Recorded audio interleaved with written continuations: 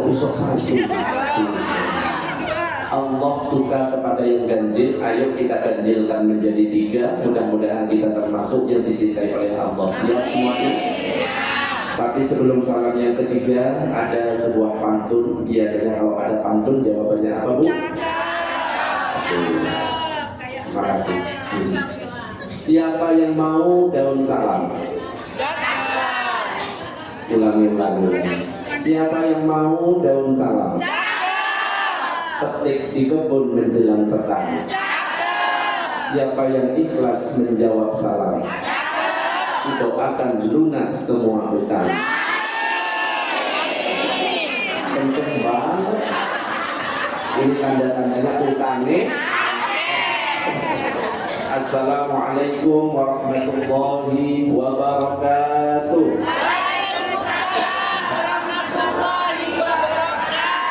Bismillah walhamdulillah wassalatu wassalamu ala rasulillah Sayyidina Muhammad ibn Abdillah wa ala alihi wa sahbihi wa man walah. La hawla wa la quwwata illa billah, amma ba'du. Nawayna at-ta'alluma wa at-ta'lim wa at-tadhakkura wa at-tadhkir wal naf'a wal intifa' wal ifadah wal istifadah wal hass 'ala tamassuki bi kitabillahi wa sunnati rasulih والدعاء إلى الهدى والدلالة على الخير وابتغاء وجه الله مرضاته وقربه وثوابه سبحانه وتعالى إلى حضرة النبي المصطفى محمد صلى الله عليه وسلم. الفاتحة. بسم الله الرحمن الرحيم. الحمد لله رب العالمين الرحمن الرحيم مالك يوم الدين. إياك نعبد وإياك نستعين. اهدنا الصراط المستقيم صراط الذين أنعمت عليهم غير المغضوب عليهم ولا الضالين. Para jamaah, ibu-ibu yang dirahmati oleh Allah, alhamdulillah pagi ini kita bisa berkumpul di sebuah majelis yang insya Allah majelis yang seperti ini adalah majelis yang diridhoi oleh Allah. Majelis yang seperti ini adalah majelis yang dicintai oleh baginda Nabi besar Muhammad SAW.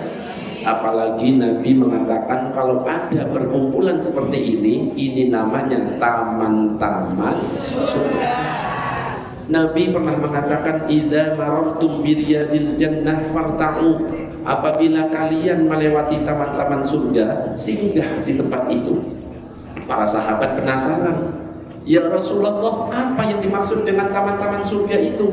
Maka Nabi kemudian mengatakan yang dimaksud dengan taman-taman surga itu adalah khilaquz zikri wa fi riwayatin majalisul ilmi. Majelis-majelis zikir, majelis-majelis ilmu. Apalagi tadi pas saya keluar dari mobil sudah ada sholawat, mahallul qiyam luar biasa.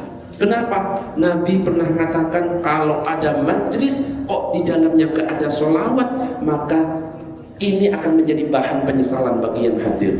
Bahkan Ibnul Jauzi mengatakan kalau ada perkumpulan gak ada sholawat, ketika orang-orang meninggalkan tempat itu, meninggalkan bau yang lebih busuk daripada bangkai. Na'udzubillah min.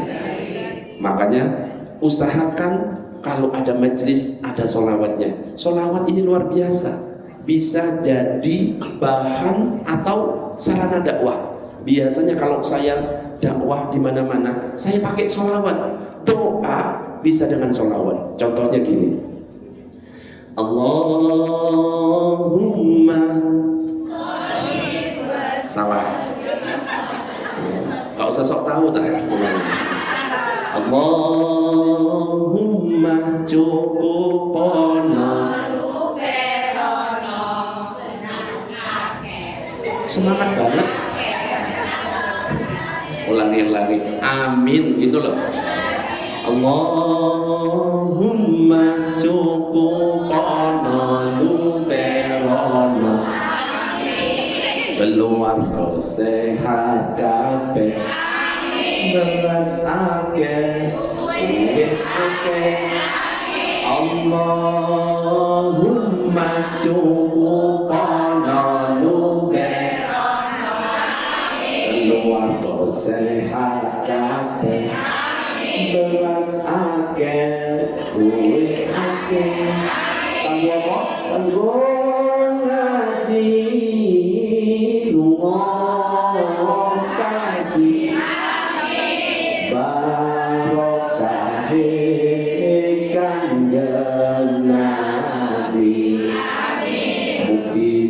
jomblo dan rapi. Amin.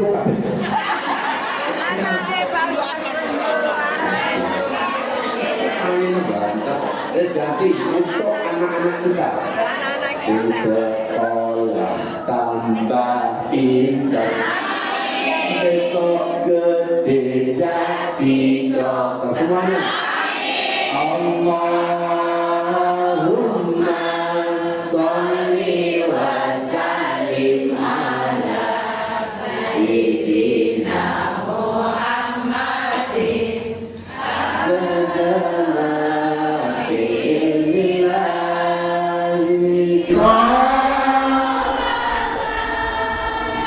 dari mata ilahi mulki ilahi sholat dari mata bidawani mulki ilahi. Ada majelis, ada sholawatnya, adem rasanya. Itu baru pertama. Sholawat bisa digunakan untuk doa. Sholawat juga bisa digunakan untuk memberi nasihat. Bisa lewat sholawat. Coba nih, coba. Yang seperti ini. Sholatullah salamullah Rasulillah. Sholatullah salamullah kawan yuk kita ngaji kepada para kiai sebagai bekal di saat mati. Hujan gak hujan tetap ngaji. Sholatullah Rasulillah. Sholatullah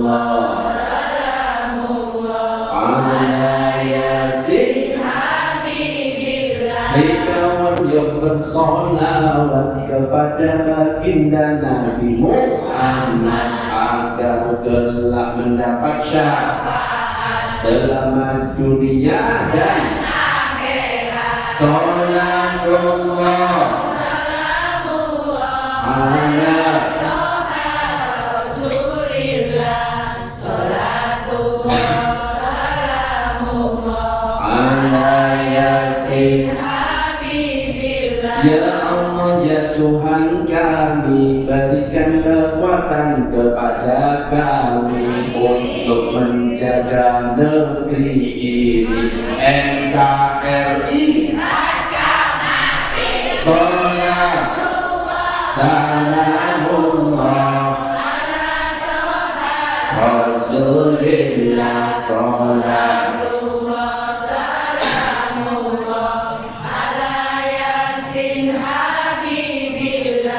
kisah cinta zaman sekarang diawali dari chattingan, saling lempar kata gombalan.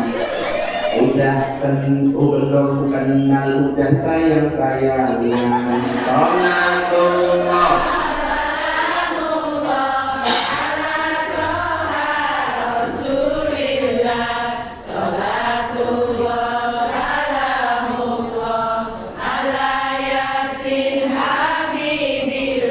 hidup kita di akhir zaman, banyak cinta dibuat mainan.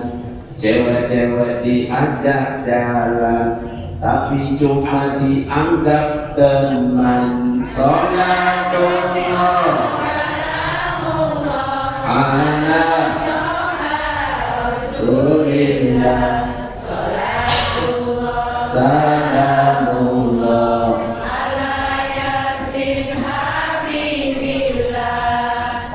nasihat bisa semua.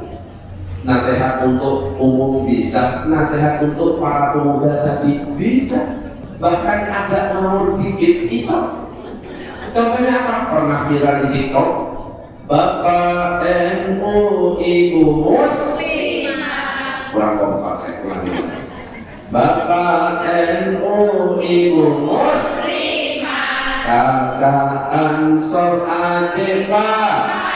adik bataya tahlilan saben malam oleh tahlilan kotor rahmat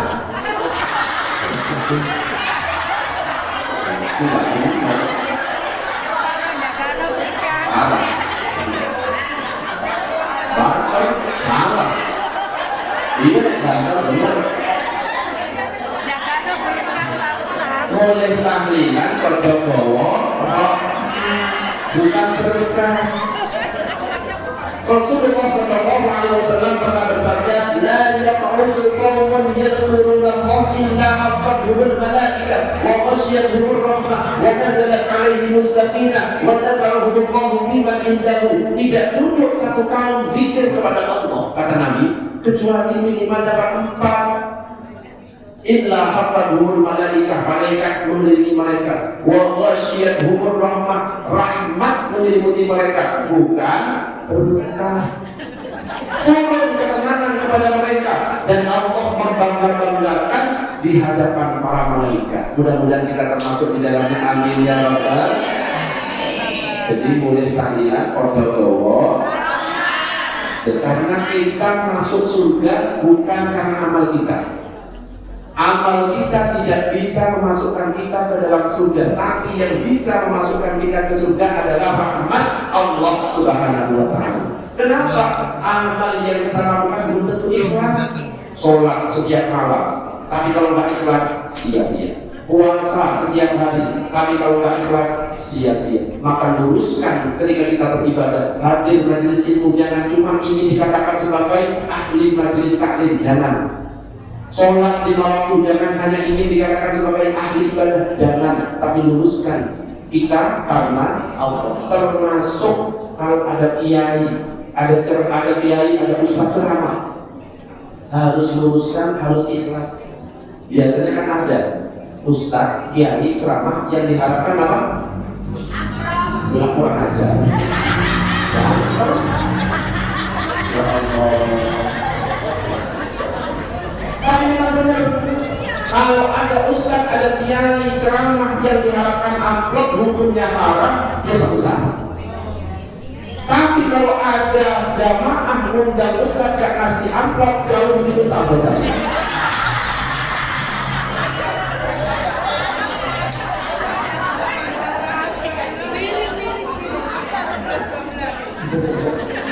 Allahumma sholli ala sayyidina Muhammad.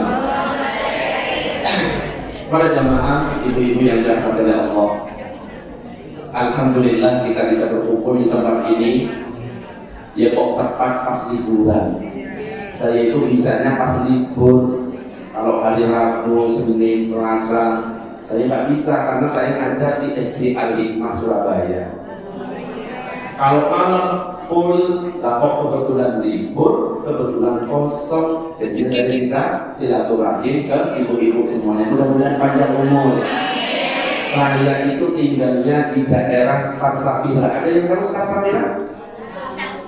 Tahu? Starsafira, Blok E, ada klaster di Mansion, masuk notok ada gazebo, sebelum gazebo ada rumah 2 jadi 1, lantainya 3, itu rumahnya Pak RT. Rumah saya di depannya. Jadi lumayan jauh tadi. Sejak tadi malam saya ngaji sampai jam 12, langsung berangkat ke sini pagi-pagi. Nanti Jumatan masih ngisi lagi sampai malam lagi. Mudah-mudahan panjang umur semuanya. Dan kita duduk di sini insya Allah dalam rangka memperingati Isra wal Mi'raj Nabi besar Muhammad sallallahu alaihi wasallam. Di mana Isra Mi'raj ini adalah peristiwa luar biasa di luar nalar. Gak masuk akal. Kalau kita pakai akal, kita tidak akan bisa menerima peristiwa ini. Tapi kita gak boleh pakai akal, harus pakai iman. Makanya dalam Al-Quran itu dikatakan Subhanalladzi asra bi'abdihi lailan minal masjidil haram ilal masjidil aqsal ladzi barakna hawlahu linuriyahu min ayatina. Ayat ini menjelaskan kepada kita bahwa Rasulullah itu melakukan perjalanan, dan yang memperjalankan bukan Nabi tapi Allah yang memperjalankan. Kalau enggak? Yang nggak masuk akal semuanya bisa terjadi. Di perjalanan di waktu malam, tidak malam penuh, hanya separuh malam. Sebelum subuh sudah datang dan ternyata mendapatkan perintah berapa? 50 sholat. Bayangkan Bu, kita sholat 50 sholat. Setiap setengah jam azan, setengah jam lagi azan, belum selesai masak azan lagi, nyuci belum selesai azan, mau duduk azan. Bayangkan kalau seandainya dulu Nabi membawa 50 sholat. Untungnya ketika dalam perjalanan bertemu dengan Nabi siapa? Musa. Jadi di langit pertama Nabi itu ketemu dengan Nabi siapa? Adam. Di langit kedua bertemu dengan Nabi Isa dan Yahya. Di langit ketiga bertemu dengan Nabi Yusuf. Di langit keempat bertemu dengan Nabi Idris. Di langit kelima bertemu dengan Nabi Harun. Di langit keenam bertemu dengan Nabi Musa. Di langit ketujuh bertemu dengan Ibrahim. Kalau di sini namanya itu, tapi kalau di luar negeri beda-beda.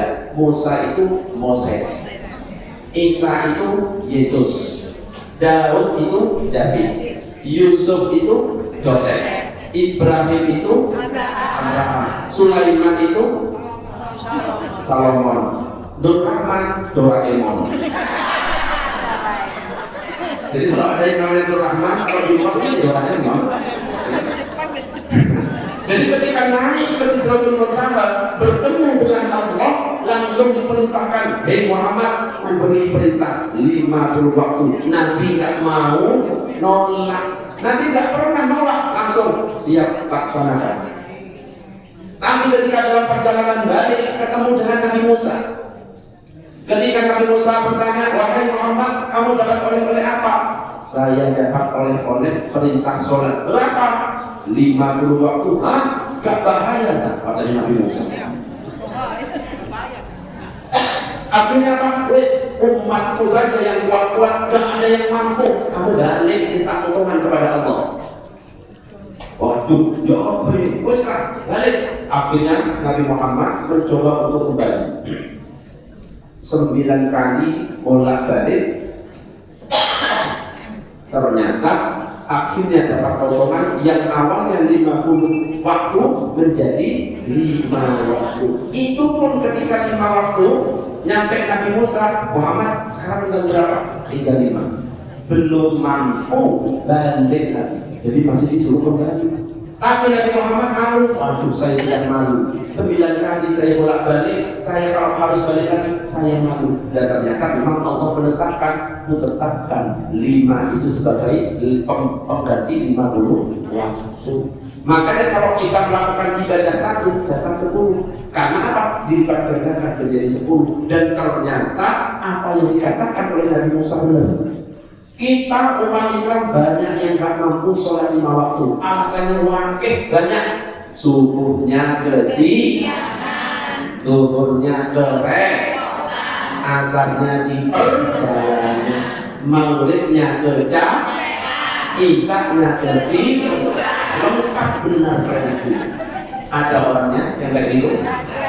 Padahal kalau kita berbicara tentang sholat, bedanya sholat dengan ibadah-ibadah yang lain. Kalau ibadah yang lain turunnya di bumi, tapi kalau sholat turunnya di mana? Langit.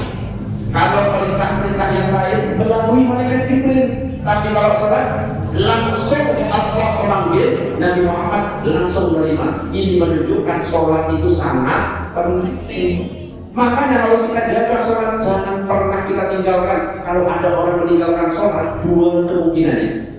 Ada orang meninggalkan sholat, kemungkinannya cuma 2. Kalau nggak fasik, kafir. Loh, Ustaz, dikatakan fasik gimana? Kalau misalkan dalam dirinya masih ada keyakinan akan kewajiban sholat, sholat wajib buat saya. Cuma saya capek, sibuk dengan kerjaan, fasik, pelaku dosa besar. Kalau seandainya mati, masih diperlakukan seperti orang Islam. Tapi kalau misalkan dalam dirinya, sholat sudah nggak wajib buat saya. Saya hatinya sudah nyampe kepada Allah, murtad. Kalau mati, gak boleh dimandikan, gak boleh dikafani, gak boleh dikuburkan di tempat pemakaman kaum muslimin. 2 kemungkinan. Makanya ayo jaga sholat. Nabi mengatakan yang akan dihisab pertama kali itu apa? Awal mali ibadah. Itu dulu ya. Allah. Saya dari hari 2 minggu yang lalu belum istirahat, makanya batuk terus. Ini kok di sini yang lengkap ini ada apa ini? Air putih. Saya pernah ngisi di daerah Pasangan Wetan, cuma dikasih Pocari Sweat. Dikira ustaznya itu kekurangan ion. Pernah lagi ngisi cuma air putih. Dikira ustaznya dukun sebol ya. Ini lengkap, ini luar biasa. Masya Allah. Tak minum dulu ya, biar tak batuk ya. Kayak gitu. Saya sebut. Muhammad sallallahu alaihi Muhammad. Sampai lupa. Sampai mana tadi? Oh iya. Monggo diikuti, dia kompak. Awaluma yuhasibu bihil abadu yaumal qiyamah min amalihi salatuhu. Yang pertama kali dihisab oleh Allah pada hari kiamat dari amal-amal kita adalah sholat. Sholat yang akan dihisab. Kalau sholatnya baik, yang lain aman. Kalau sholatnya buruk, waduh, akan dikoreksi satu-satu oleh Allah Subhanahu wa Ta'ala. Kenapa kalau sholatnya baik aman? Inna sholata tanha 'anil fahsya'i wal munkar. Kalau sholatnya baik, maka itu akan membuat tercegah dari perbuatan keji dan munkar. Makanya jangan pernah ditinggal sholatnya. Dan jangan lupa kalau sholat harus sesuai dengan yang diajarkan oleh Rasulullah melalui para ulamanya. Jangan ngawur. Percuma sholat bertahun-tahun, tapi ternyata sholatnya cuma ikut-ikutan, nggak pakai ilmu, ditolak, tidak diterima. Coba diikuti. Wa kullu man bi ghairi ilmin ya'malu a'maluhu mardudatun la tuqbalu. Setiap orang yang beramal dengan tanpa ilmu, amalannya ditolak, tidak diterima. Loh, begitu juga dengan sholat. Padahal sholat ini yang akan dihisab pertama kali, terus kita nggak ngerti ilmunya, sia-sia apa yang dilakukan. Makanya Nabi itu mengingatkan kita, "Shallu kama ra'aitumuni usolli." Sholatlah kamu sebagaimana kamu melihat aku sholat. Sholatnya harus benar, Bu. Coba saya mau tanya ibu-ibu, kalau sholat takbir misalnya, lurus telinga atau di depan dada? Bu,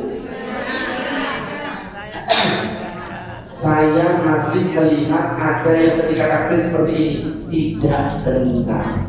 Ilmu ada kurang tepat, harus disertai ilmu. Takbir itu gimana? Kalau kita lurus telinga boleh apa enggak? Kalau di depan dada boleh apa enggak? Kalau mazhab Syafi'i lurus telinga ini menghadap kiblat, tidak rapat, tidak merendah, yang sedang-sedang saja, lurus dengan daun telinga. Coba bersama-sama. Allah. Kalau laki-laki ini agak rendah. Allah. Tapi kalau ibu-ibu ketiaknya apa? Allah. Tahu kita enak gitu. Allah. Baru sedekat. Itu pun saya masih banyak yang melihat ada yang sampai diputar. Pernah enggak? Oh. Pernah enggak? Ya kalau saya musyukkan, saya pernah sholat di suatu masjid, diputar tepat di samping saya, untungnya cuma diputar, nggak pakai bijinan, dicelupin. Kalau saya musyukkan, oh mungkin dia belum pernah ngaji, oh mungkin dia mantan pendekar, jurusnya masih ke bawah. Kalau gerakan sudah 3, batal sholatnya. Makanya hati-hati, kita maju saat imam batal, gak boleh asal bergerak jalan seperti biasanya. Harus dicicil 1 langkah demi 1 langkah, gak boleh batasannya 3 langkah. Contohnya, kita suruh praktek ini, santri saya. Ini santri saya ikut kemana-mana, sampai sempat pingsan ini. Gara-gara ngajinya sampai tengah malam nih. Pingsan, kakinya dilarikan ke rumahnya. Kayaknya jadi kalau maju Bu, ini sekalian diajarin nanti anak-anak dan suaminya. Gak boleh maju seperti biasa, coba maju 1, 2, 3, batal kayak ini. Imam batal kan harus diganti. Atau jamaah depan kita ada yang batal, kita harus maju ke depan. Cara majunya harus dicicil, gak boleh 3. 1, 2, kan nyampe kan? Ketika sudah ditutup, hitungan ulang dari awal. Maju lagi, kok belum terus? 1, tutup. Kok belum terus? 1, tutup. Harus seperti itu. Yang langsung melangkah itu batal sholatnya. Belum ada aturannya. Kalau nggak ngerti, eman sia-sia. Ada jeda. Ada jedanya. 1, tutup. Kalau sudah tutup, itu diulang dari awal. 1, tutup. Diulang termasuk tutup. Termasuk ketika kita gatal. Kalau gatal, ibu-ibu tidak boleh sembarangan. Digaruk sini, sebelahnya gatal digaruk. Gak boleh terlalu perhatian, okay? Cukup untuk diri sendiri. Saking perhatian, saking setia kawan sampai digaruk kan. Terus gimana cara garuk itu? Ada 2 cara. Ada 2 cara ketika gatal. Cara garuknya ada 2 cara. Cara pertama, kita menggunakan gerakan besar. Kalau gerakan besar nggak boleh 3. Cara pertama di sini gatal. 1, 2, balik. Masih gatal, hitung dari awal karena sudah terjeda. 1, 2, balik. Cara pertama. Cara kedua boleh dengan gerakan ringan. Kalau gerakan ringan bebas. Yang penting bukan ini. Caranya gimana? Ini biar gak gerak, tempelkan dulu. Langsung ini yang digerakkan. Ada ini benar sebenarnya. Wes bebas nih. Yang penting ini tempel yang untuk memastikan tidak bergerak. Sini gatal, tempel dulu, garuk. Bebas. Tapi kalau gerak ini batal. Termasuk ketika Sami Allahu liman hamidah. Ada yang tangannya gerak-gerak kayak gini. Hati-hati, banyak yang gak sadar ternyata sholat itu batal karena dia gak ngerti ilmunya. Sami Allah. Sami Allahu liman hamidah, gerak, batal. Tapi yang benar gimana? Harus langsung stop, berhenti. Sami Allahu liman hamidah. Hati-hati, gerakan itu bisa membatalkan. Makanya saya bilang harus ngerti ilmunya, termasuk mulai dari takbir. Coba bersama-sama dulu kita bacakan pelan-pelan saja. Allahu Akbar. Tangan posisinya ketika sudah Allahu Akbar di mana? Tidak terlalu ke atas, tidak terlalu ke bawah. Tapi kalau mazhab Syafi'i di tengah-tengah antara pusar dan dada. Ustaz, ada yang agak miring. Pernah lihat? Itu juga mazhab Syafi'i, diletakkan di ulu hati. Kalau saya milih yang standar. Boleh. Ustaz, kalau pakai yang lain, loh, yang lain itu macam-macam, Bu. Kalau Syafi'i seperti ini, Allahu Akbar. Kalau mazhab Hambali di pusat agak turun. Zat-zat yang melihat ibu-ibu. Coba, kalau mazhab Syafi'i antara pusat dan dada, ulangi. Allahu Akbar. Antara pusat dan dada. Tidak terlalu ke atas, tidak terlalu ke bawah. Kalau mazhab Hambali dan Hanafi, kalau ibu-ibu pernah haji dan umrah nanti akan melihat di sana banyak perbedaan karena yang kumpul di sana seluruh dunia, seluruh mazhab. Kalau Hanafi dan Hambali di pusat, coba Allahu Akbar, pusat mazhab. Agak turun ke bawah. Okay.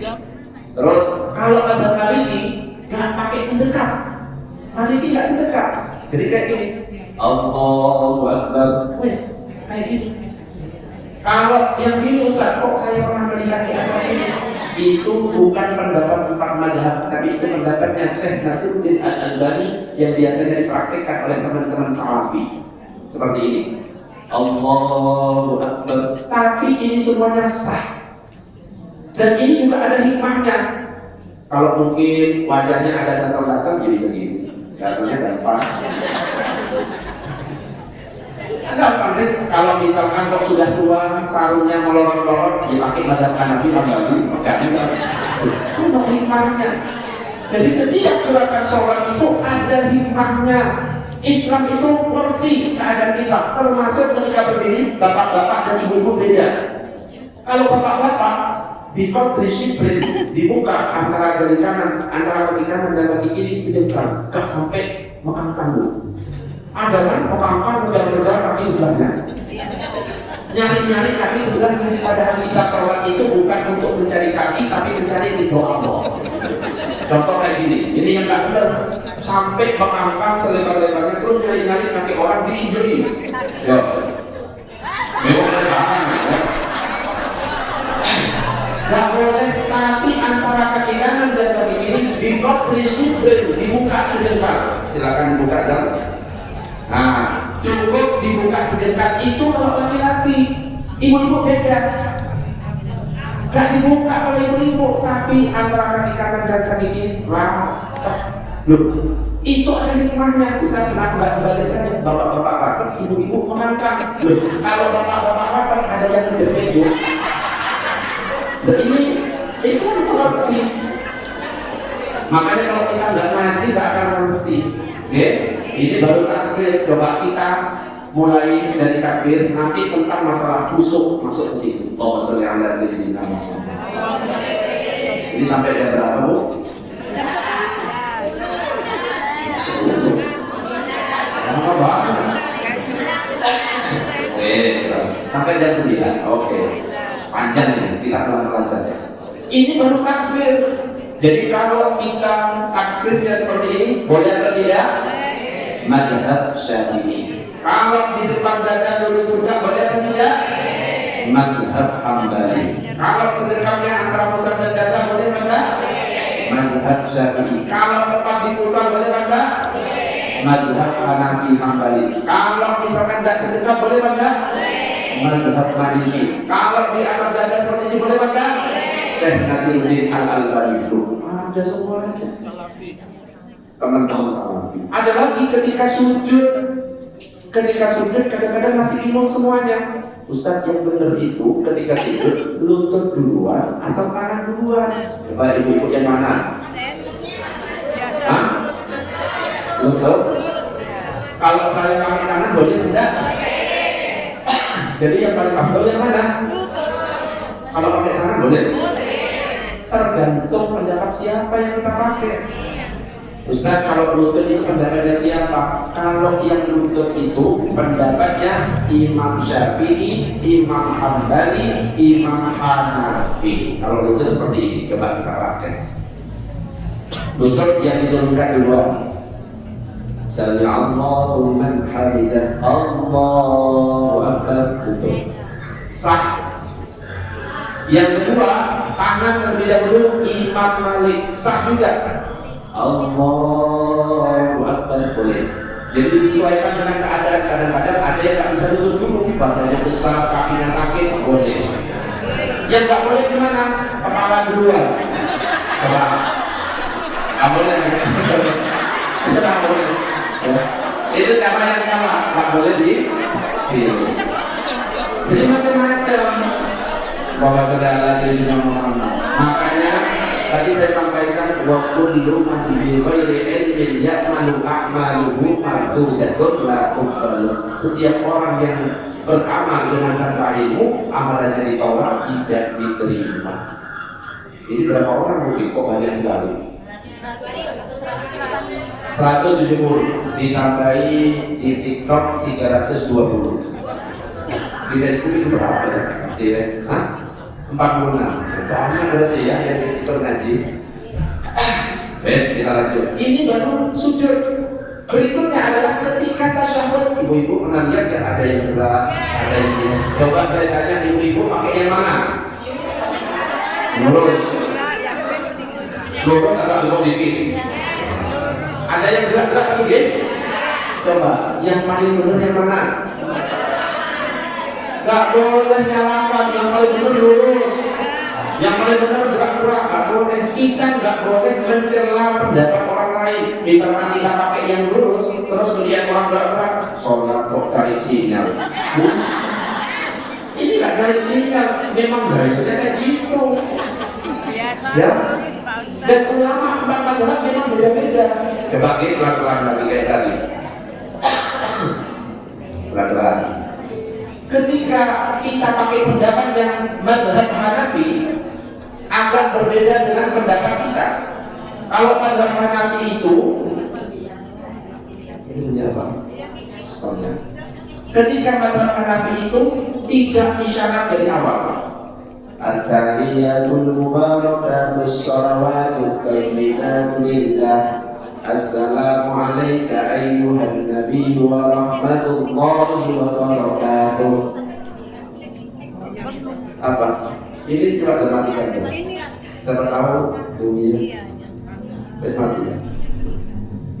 Sampai ke syahadat asyhadu an la. Kalau Hanafi itu ketika la, beda dengan kita. Asyhadu an la ilaha ditutup. Habis itu enggak pakai isyarat. Mazhab Hanafi asyhadu an la ilaha illallah, enggak pakai isyarat. Apakah betul Ustaz? Betul. Ada lagi mazhab kita, mazhab Syafi'i beda. Asyhadu an la ilaha illallah. Ketika yang keluar illallah, yang awalnya pandangan ke tempat sujud langsung berubah ke ujung jari. Illallah. Pastikan yang dilihat ujung jari sendiri, bukan ujung jari orang lain. Dilihat ujung sendiri. Sampai fil alamina innaka hamidum majid. Baru ditutup, langsung pandangan balik ke tempat sujud. Mazhab Syafi'i. Betul masalah? Ada lagi yang butuh konsentrasi. Mazhab Hambali. Setiap lafaz Allah gerak. Setiap ada lafaz Allah digerakkan. At-tahiyatul mubarakatus shalawatut tayyibatu lillah. Assalamu alayka ayyuhan nabi. Assalamu alayna wa ala ibadillah. Sampai fil alamina innaka hamidum majid. Kalau ada lafaz Allah berat, ada lafaz Allah berat, ada lafaz Allah berat. Harus fokus. Kalau misalkan nggak fokus bisa nyasar. Asyhadu an la ilaha illallah wa asyhadu anna Muhammadar Rasulullah. Hayya 'alas shalah. Hayya. Qad qamatis shalah. Bisa nyasar. Harus fokus. Ustaz, kalau yang gerak-gerak itu pendapatnya siapa? Yang gerak-gerak itu pendapatnya Imam Malik. Siapa Bu? Imam Malik. Tapi Imam Malik bukan atas bawah. Yaminan wa shimalan, kanan kiri dari awal. At-tahiyyatu bukan kali sinyal. Oke?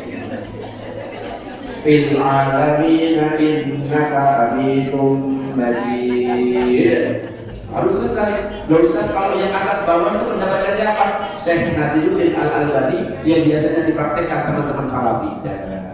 At-tahiyyatu. Ada yang gak pernah ngaji bingung, diisi bener atas bawah atau kanan kiri digabung. At-tahiyyatu. Jadi kalau ada yang kayak gitu gak pernah ngaji. Tapi semuanya yang saya sampaikan semuanya sah. Yang gak sah yang mana? Kalau dibalik at-tahiyyatu lillah. Ini nangka malaikat namanya. Butuh ilmu ternyata. Bahkan ketika kita sudah selesai bil alaina innaka hamidum majid. Nabi gak pernah meninggalkan 4 doa. Padahal Nabi sudah dapat jaminan surga. Padahal Nabi sudah diampuni dosa-dosanya. 4 doa ini gak pernah ditinggal. Allahumma inni a'udzubika min adzabil jahannam wa min adzabil qabr wa min fitnatil mahya wal mamati wa min syarri fitnatil masiihid dajjal. 4 perlindungan ini gak pernah ditinggalkan oleh Nabi. Ibu-ibu sudah baca semuanya? Alhamdulillah sudah. Sudah hafal semuanya? Coba bersama-sama 1, 2, 3. Allahumma inni a'udzubika Min adzabil jahannam wa min adzabil qabri wa min fitnatil mamati wa min syarri fitnatil masiihid dajjal. Termasuk kalau jadi imam itu bukan karena dia ketua takmir, bukan karena dia paling sepuh, bukan karena dia sudah berangkat haji berkali-kali, bukan. Takmir itu yang dilihat yang alim, yang fasih. Ustaz, ada dua orang sama alimnya, sama fasihnya, baru dilihat siapa yang lebih tua. Ustaz, umurnya sama, baru dilihat lagi siapa yang pertama tinggal di tempat itu. Ustaz, baru nanti di rumah. Wah, dilihat yang paling disenangi jamaah. Maksudnya gimana Ustaz? Yang lebih ganteng dipilih. Beneran, ganteng itu kan berpengaruh juga. Ustaz, ini soal presiden tadi tak tahu lagi. Ustaz, ini sama-sama ganteng, baru dicari yang terakhir. Opsi terakhir yang paling sabar. Yang paling sabar itu gimana? Biasanya istrinya lebih dari satu, sering diomelin. Makanya ditanya, kamu istrinya berapa? Satu. Kamu istrinya berapa? Dua. Jadi imam. Saudara Sayyidina Muhammad. Termasuk ketika baca Fatihah, Bu, diikuti bareng-bareng. La sholata liman lam yaqra bifatihatil kitab. Tidak sah sholat seseorang tanpa baca Al-Fatihah. Termasuk ketika baca Fatihah, kalau bisa belajar supaya tidak salah makharijul hurufnya, karena berpengaruh kepada makna salah sholat dan tidak sah, khusus Fatihah. Contohnya apa Ustaz? Baca misalkan Bismillahirrahmanirrahim, artinya apa? Dengan nama Allah yang Maha Pengasih. Itu kalau pakai sin Bismillah, kalau pakai ta, tahu tak? Jadi kan Bismillahirrahmanirrahim, dengan dosa Allah. Itu sudah batal sholat. Makanya tak boleh sembarangan ketika menjadi imam, termasuk kita. Tidak ada kata terlambat untuk baca Al-Quran. Untuk belajar tak usah. Ustaz, saya sudah tua, tidak ada waktu lagi. Jangan, meskipun yang kita baca Iqra 1, Iqra 2 bagus. Makanya ibu-ibu nanti kalau cari mantu, cari yang Qurannya bagus. Jangan sampai seperti cerita ada 3 anak namanya Anas, Torik, Imron. Si Anas, Torik, Imron ini datang ke rumah kiai pengen melamar putri Pak Kiai. Yang Anas datang, Assalamualaikum. Waalaikumsalam. Ada apa? Saya pengen melamar putri Pak Kiai. Namamu siapa? Anas. Baca surat Anas sesuai dengan namamu. Dibaca. Baca bersama. 1, 2, 3. Qul a'udzu birabbin nas, malikin nas, ilahin nas, min syarril waswasil khannas, alladzi yuwaswisu fi sudurin nas, minal jinnati. Bacaannya ternyata si Anas ini bagus. Jempol, kamu bagus bacaannya, tajwidmu bagus, panjang pendeknya bagus, makharijul hurufmu bagus, kamu calon mantuku. Yang kedua, Torik datang. Assalamualaikum Pak Kiai. Waalaikumsalam. Ada apa? Saya juga ingin melamar putri Pak Kiai. Namamu siapa? Nama saya Torik Pak Kiai. Baca surat At-Torik sesuai dengan nama. Dibaca. Bismillahirrahmanirrahim. Was-samaa'i wat-thariq. Wa ma adraka mat-thariq. An-najmu as-saqib. In kullu nafsin lamma 'alaiha. Ada 17 ayat, hafal di jempol. Bacaanmu bagus, panjang pendekmu bagus, makharijul hurufmu bagus, kamu calon mantuku. Yang ketiga, Imron. Bayangkan, surat Ali Imron 200 ayat. Ali Imron 200 ayat, kamu ingat semuanya. Waduh, aneh gitu. Ngocok itu sambil cari akal si Imron. Aduh, ya Allah, antara ragu dan bingung pokoknya. Akhirnya memberanikan diri untuk ngocok. Assalamualaikum. Waalaikumsalam. Ada apa? Saya juga ingin melamar putri Pak Kiai. Ya, namamu siapa? Tambah bingung, kemudiannya tambah memuncul jelas. Nama saya Imron, tapi biasa dipanggil Kulhu. Kan tak enak kayak gitu itu. Ya, makanya ibu-ibu nanti kalau cari mantu yang baca Qurannya bagus, bisa ngajari ibu, bisa ngajari anaknya ibu, cucunya ibu ya bisa diajar. Biasanya orang yang Qurannya bagus itu romantis. Ya, kenapa? Nabi itu ahli Quran dan ternyata romantis. Kepada istrinya, meskipun pernikahannya sudah bertahun-tahun, romantisnya luar biasa. Suatu ketika pernah membentak Sayyidah Aisyah, Aisyah, tutup matamu. Gemeter Aisyah. Tapi ternyata apa? Dirangkul, kemudian berkata, sejak aku memeluk dirimu, bilang rasa marahku kepada kamu. Ada yang suaminya kayak gitu? Nggak ada. Terima kasih. Saya tanya, ibu-ibu punya panggilan romantis nggak? Rasulullah ketika memanggil, ya Bumayyah, wahai istriku yang pipinya kemerah-merah. Coba ibu-ibu panggilan romantisnya ke suami apa? Ayam ke gak percaya. Hah? Oke. Beko gak percaya. Harus punya panggilan sayang, panggilan romantis. Guys, tak kasih rekomendasi. Nanti pulang-pulang praktekkan. Ibu-ibu kok di rumahnya, mohon maaf, suaminya mungkin agak gelap, kulitnya langsung datang. Assalamualaikum wahai hajar aswad putih.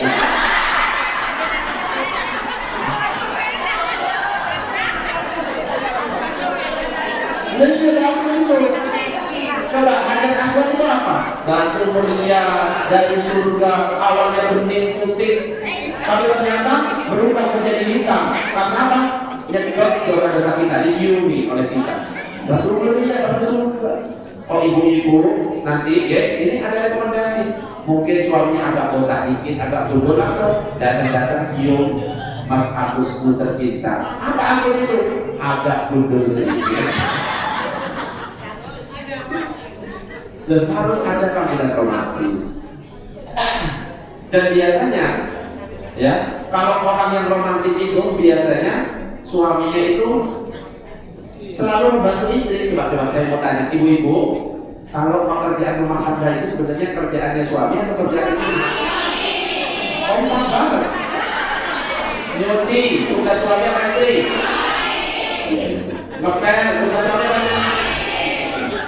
Nyapu, setrika, masak, pijetin.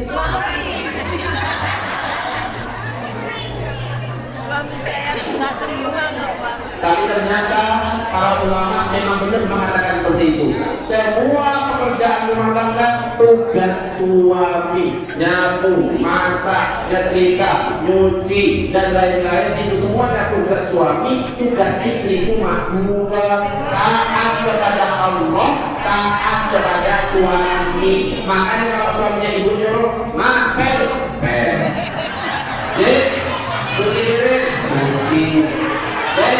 satu. Kalau tidak boleh merokok.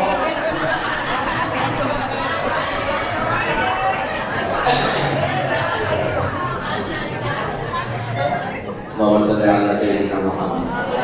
Ini kok nanti kemana-mana ya ngomongnya Al-Fatihah.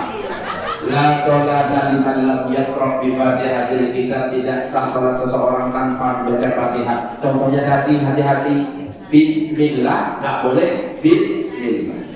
Termasuk Alhamdulillahi Rabbil, itu artinya apa? Segala puji bagi Allah Tuhan semesta. Kalau ibu-ibu ganti haknya diganti dengan hak, harusnya gantinya Alhamdulillah. Itu artinya segala kematian milik Allah. Salah sudah. Ya, tapi memang benar kita ini nggak ngerti loh. Usia kita nggak tahu sampai berapa, nggak melihat tua ya mati, muda ya mati, kaya mati, miskin mati, presiden mati, rakyatnya mati. Makanya kan ada lagu, orang kaya mati, orang miskin mati, raja-raja mati, rakyat biasa mati, ibu-ibu mati, ustadznya mati. Emosi mana? Gak ada yang tahu kita ini harus disiapkan bekalnya. Yang hadir di sini, yang mati duluan gak ada yang tahu. Bisa jadi ibu-ibu duluan, ustadznya terakhir. Atau sebaliknya, ustadznya terakhir, ibu-ibu duluan.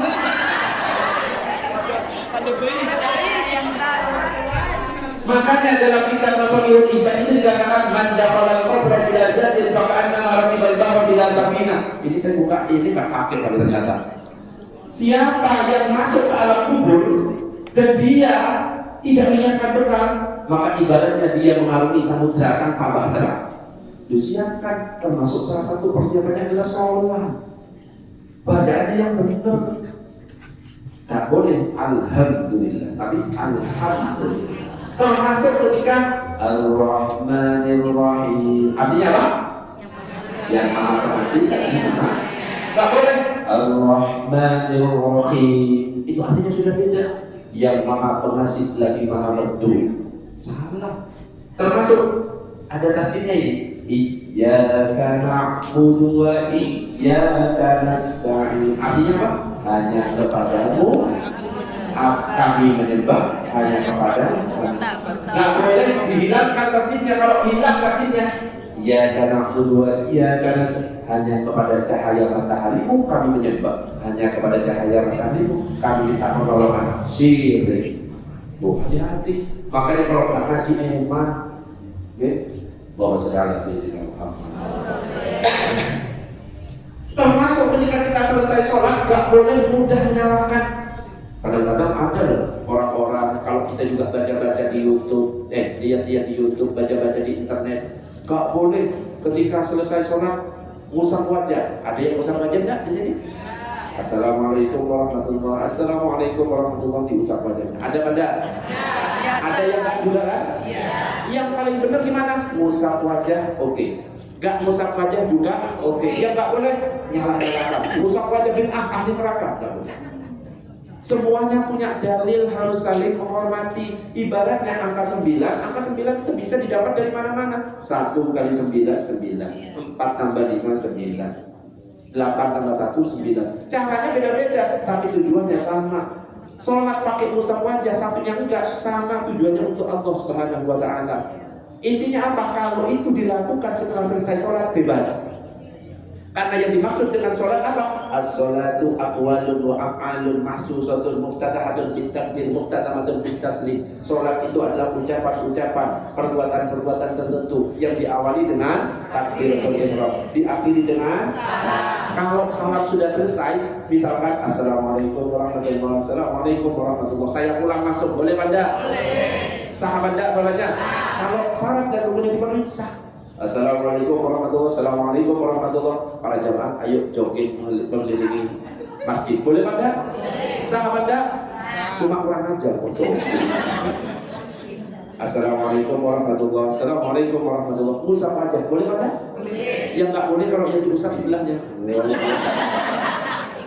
Harus ngerti, harus cerdas. Ya, jangan sembarangan nyalakan. Salaman boleh pada? Boleh. Buka HP boleh pada? Yang penting dilakukan setelah selesai. Tapi kalau pengen tahu yang afdol apa? Zikir. Itu yang afdol. Habis salam istighfar. Kalau ada yang nyalami, salami. Kalau ada yang usap, gak apa-apa. Kenapa? Ngusap itu ada dalilnya. Yang pertama ada yang mengatakan dengan tangan kanan, yang kedua dengan dua tangan. Kenapa? Dianggap sholat itu sebagai doa. Karena setiap gerakan sholat ada doanya. Berdiri ada doanya pada ihdinas siratal mustaqim, doa. Duduk di antara dua sujud ada doa. Saat tasyahud akhir baca doa sebelum salam ada doa. Makanya ketika selesai doa diusap wajahnya. Dan ingat, kalau yang jadi pemimpin doa jangan pernah doa untuk dirinya sendiri. Kalau ada jamaah harus diikut sertakan. Kadang-kadang doanya berjamaah tapi bacanya doa sendiri. Allahumma firli wa liwalidayya warhamhuma kama rabbayani. Kata Nabi, kalau ada doanya itu dikhususkan untuk diri sendiri, terus jamaahnya disuruh mengaminkan, dia itu pengkhianat. Ustaz, terus pakai yang mana? Kalau bingung yang na aja pilih. Rabbana atina fid dunya atau Rabbana zalamna, atau diubah bentuk dhamirnya.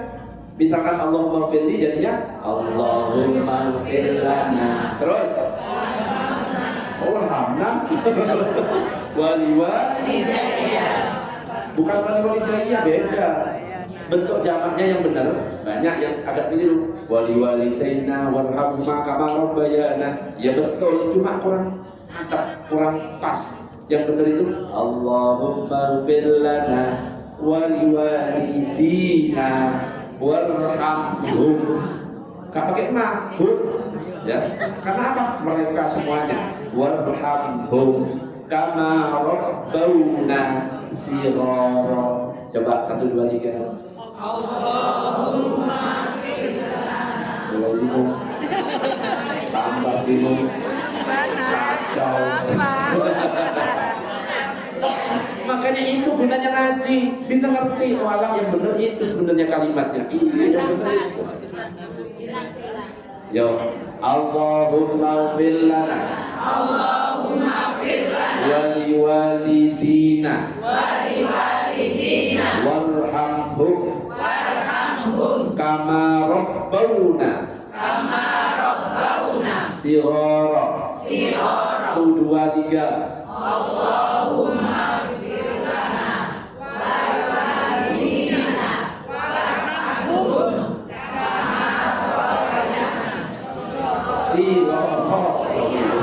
Itu bentuk jamak.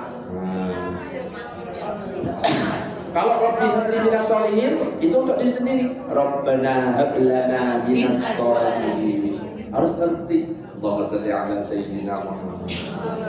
Dan yang harus diperhatikan ketika sholat sudah benar, sholatnya ketika sudah benar, ya kehusukannya juga dilihat. Kenapa? Karena kehusukan ini yang nanti akan berpengaruh pada pahala yang kita peroleh. Ada orang yang sholatnya bareng, tapi pulangnya ada yang cuma dapat setengah, ada yang dapat 1/4, ada yang dapat 1/5, tergantung kehusukannya.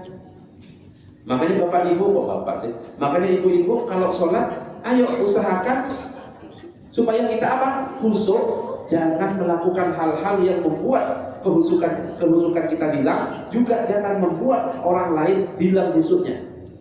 Contohnya apa? Jangan pakai baju yang ada tulisannya. Bapak-bapak biasanya ada tulisannya. Iya, kaosnya.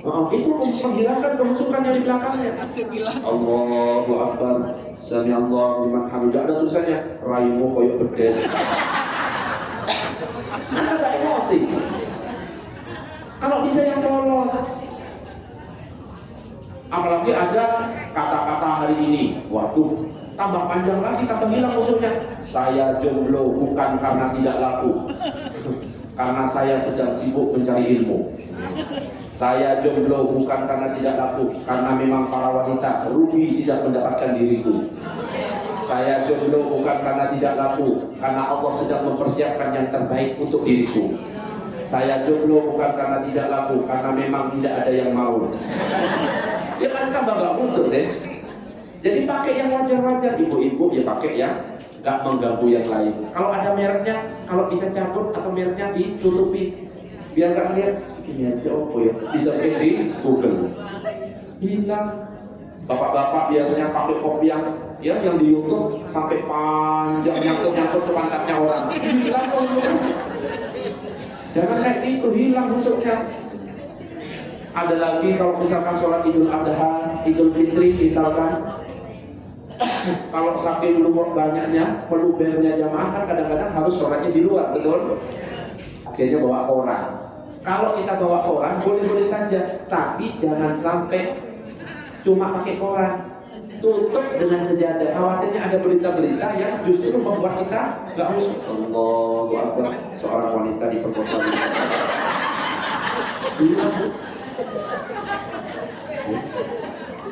Allahumma sholli ala sayyidina Muhammad. Saya doakan yang hadir di tempat ini rezekinya lancar semuanya, uangnya banyak semuanya. Saya pernah dengar ceramah dari Kiai Haji Muslih Adnan, masih amalan. Kalau kamu ingin uangnya banyak, amalkan 3 surat ini. Wah, katanya. Surat yang pertama adalah surat Yasin. Surat apa, Bu? Yasin. Caranya gimana? Baca surat Yasin setelah sholat subuh selama 7 hari. Habis baca, langsung angkat tangannya, doanya cuma 1. Ya Allah, berikan aku uang banyak. Cuma itu aja. Ustaz, sudah saya amalkan 7 hari baca surat Yasin, kok uangnya nggak banyak-banyak? Baru pindah ke surat yang kedua, surat Al-Waqiah. Sudah ada Bu? Caranya gimana? Sama, baca selama 7 hari. Setelah 7 hari angkat tangannya, ya Allah berikan aku uang banyak. Ustaz, sudah saya baca Yasin, uang gak banyak. Baca Al-Waqiah, uangnya gak banyak. Baru yang ketiga yang dibaca surat tanah. Dibuka, dibaca, jual, digadai nol ya. Insya Allah uangnya. Nah, itu kata beliau kamu sekali.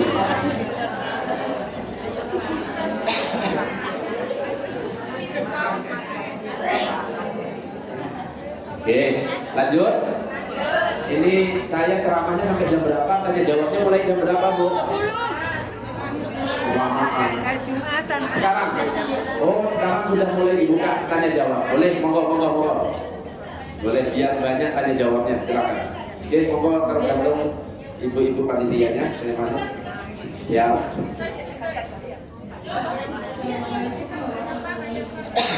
Assalamualaikum. Kebetulan kan saya punya proses saudara. Jadi kalau ada susu itu diri sakit, itu saya pernah koyak besar. Nah itu bisa jadi lebih dari 3 kali. Nah itu bagaimana?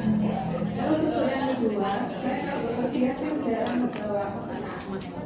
Nah itu batas sahnya untuk tangan wanita itu batas perjalanan atau bagaimana?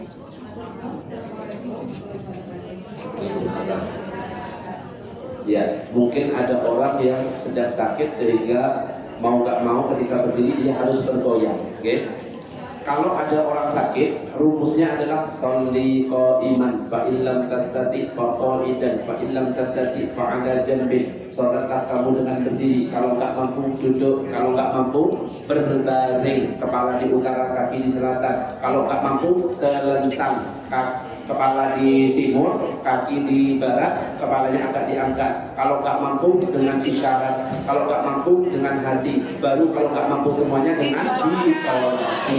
Ustaz, ini saya kan ada penyakit sehingga ketika mau berdiri rakaat kedua akhirnya goyang-goyang. Apakah boleh? Kalau dalam keadaan darurat tidak apa-apa. Ad-daruratu tubihul mahdzurat. Darurat itu yang awalnya haram jadi halal. Yang mungkin itu batal, akhirnya karena darurat itu dimaafkan. Yang penting la yukallifullahu nafsan illa wus'aha. Allah nggak akan memberatkan kepada kita semuanya, sebisanya. Mau goyang karena memang keadaan tidak masalah. Yang nggak boleh itu kalau sebenarnya dia mampu sengaja goyang-goyang, itu baru batal. Satu. Yang kedua, Ustaz, saya ketika perjalanan nggak bawa mukena. Batasnya aurat wanita itu seperti apa? Wanita auratnya kalau di luar sholat, jadi ada aurat wanita di luar sholat, ada aurat wanita di luar sholat.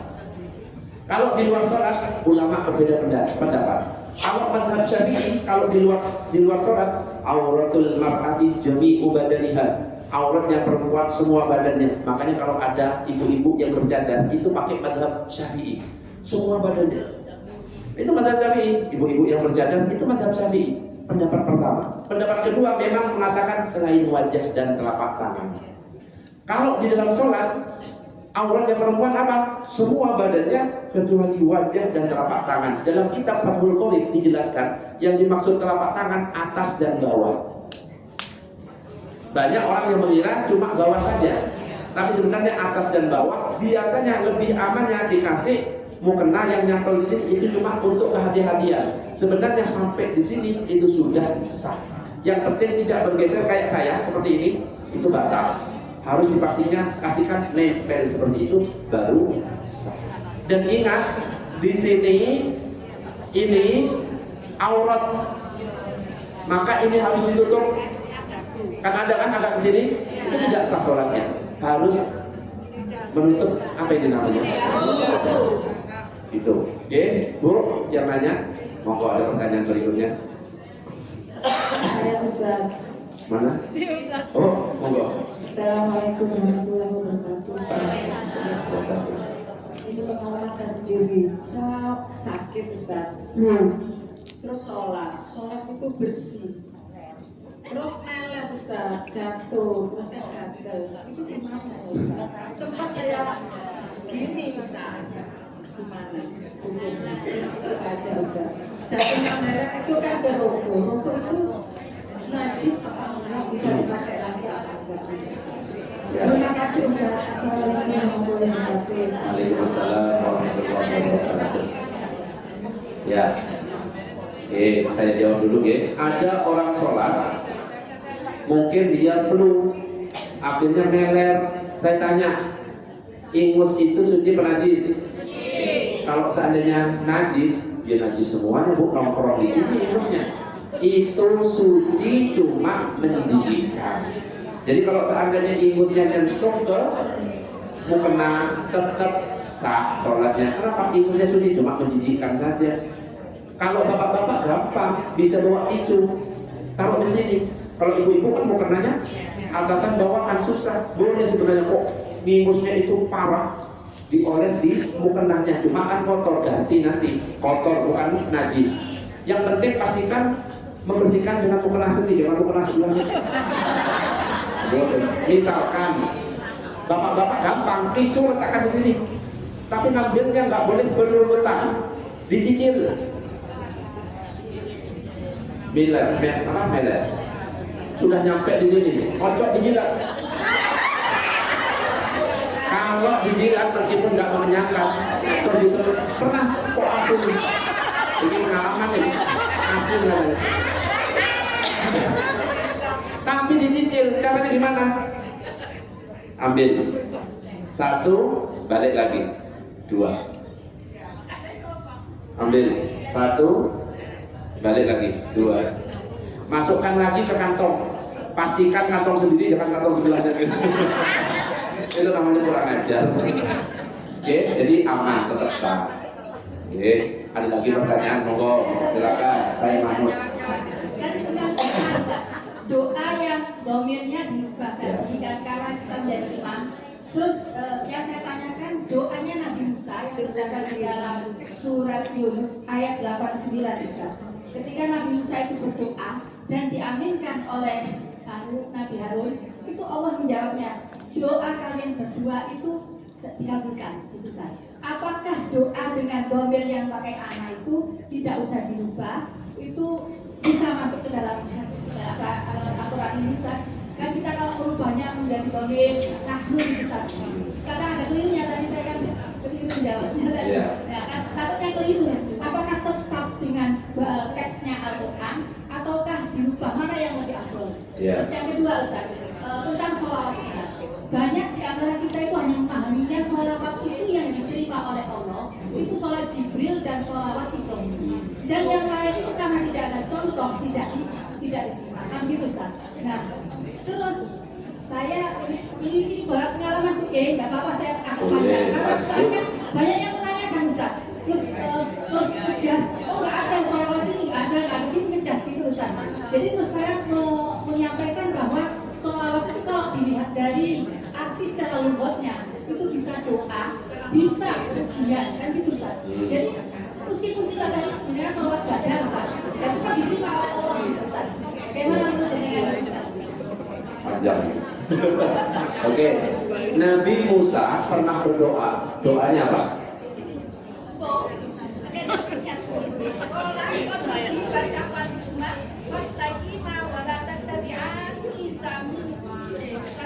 Ya, surat Yunus ayat 89. Dikatakan di situ qala qul ujibat da'watukuma fastaqima. Sesungguhnya telah diperkenankan doa kamu berdua. Doanya apa Nabi Musa? Tahu Anda? Bukan Rabbi syrah li sadri wa yassir li amri, itu untuk diri sendiri, bukan itu. Doanya itu ternyata ada lanjutannya. Wa qala Musa Rabbana innaka ataita fir'aun wa malahu zinatan. Coba ayat berapa itu?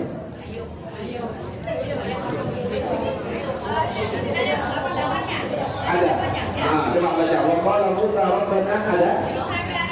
Iya, itu betul. Coba artinya apa? Dan Musa berkata, ya Tuhan kami, jamaah. Terus apa lagi? Engkau telah memberikan kepada Fir'aun dan para pemuka kaumnya perhiasan dan harta kekayaan. Berarti jamaah ada? Jadi dilupa, aturan dilupakan Loh, enggak, ini kan memang ayatnya Rabbana. Ya, Pak. Kalau kita pakai Rabbi Shrah li sadri, itu kan doa untuk diri sendiri. Kalau mau berdoa untuk bareng, jangan berniat mubah Quran. Tapi niat saya niru Al-Quran, redaksi doanya saya mau ubah. Rabbana shrah lana, Rabbi shrah lana. Tapi doanya Musa di situ Rabbana. Jadi bukan Rabbi shrah li sadri, bukan doanya itu Nabi Musa. Nabi Musa itu doa untuk dirinya sendiri, mau dakwah kepada Nabi Musa, kepada Fir'aun. Karena Musa itu pernah makan apa? Sehingga agak berat ketika ngomong, bukan berarti pas gak bisa ngomong, cuma agak berat. Maka ketika dia mau berangkat ke Fir'aun, Rabbi shrah li sadri wa yassir li amri wahlul 'uqdatam min lisani. Itu doa untuk dia, bukan untuk si Harun yang ikut. Amin. Tidak, tapi doanya Harun, ya Tuhan kami, Engkau telah memberikan. Amin. Lebih baik pakai yang lain. Lebih baik pakai yang lain. Dari yang lain. Kenapa? Ada hadis yang mengatakan kalau ada doa tapi dikhususkan ke diri sendirinya, maka dia itu adalah pengkhianat.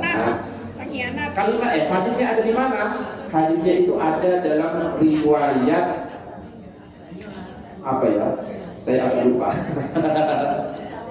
Nah ini dalam riwayat Imam Tirmidzi. Kalimatnya di mana? La ya'ummu 'abdun fa yakhussu nafsahu bi da'watin dunahu fa in fa'ala faqad khanahu. Tidak boleh seorang hamba mengimami doa lalu mengkhususkan dirinya tanpa menyertakan para makmum atau jamaahnya, maka kalau dia melakukan itu berarti dia mengkhianati mereka. Hadis yang diriwayatkan Imam Tirmidzi. Tak ada disebutkan bahwa Tirmidzi. Wahai hadis hasan, hadisnya hasan. Makanya kalau lebih amannya ya pilih Rabbana atina fid dunya. Kalau nggak ngerti Rabbana hab lana minas sholihin. Tapi jangan niat ubah Al-Quran, niat berdoa. Kalau niat ubah Al-Quran haram hukumnya, karena itu ayat Al-Quran. Termasuk Rabbi ja'alni muqimas sholati, itu untuk diri sendiri juga ada caranya ubah. Rabbi ja'alna muqimis, bukan muqimas. Belajar bahasa.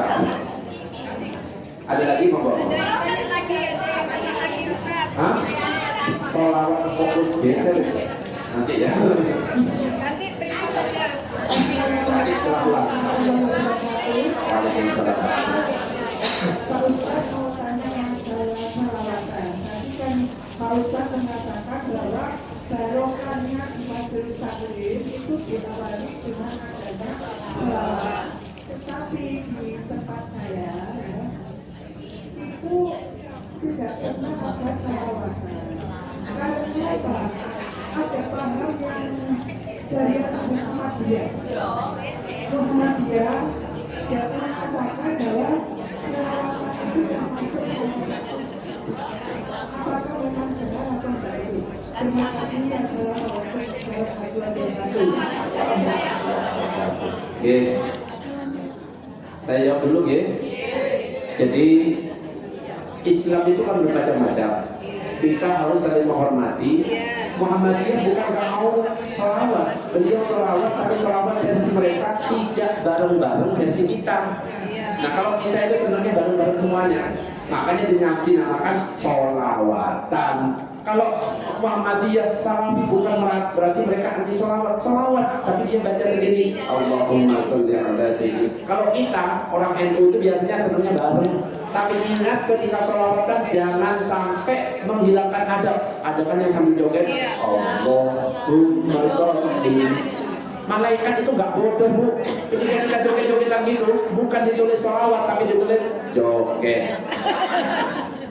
Ketika subhanallah walhamdulillah, mereka ngerti tasbih Allahumma sholli ala sayyidina Muhammadin, tulis bersolawat. Ada yang nggak solawat, hatinya nggak nyambung, cuma joget.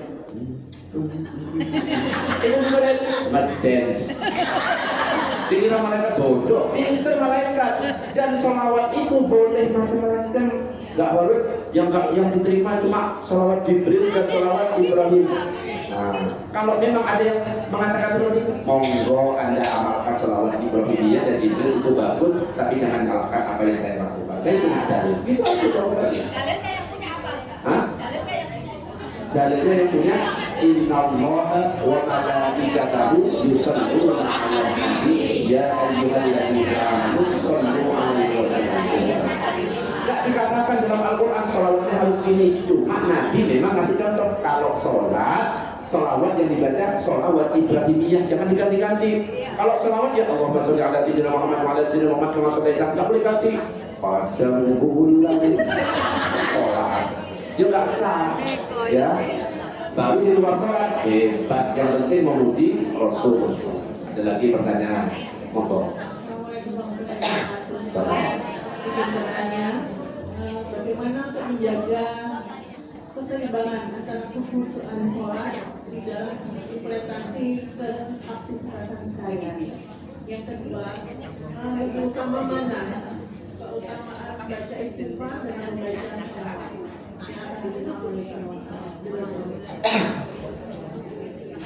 Ya, bagaimana cara apa tadi yang pertama Bu? Kekhusyukan.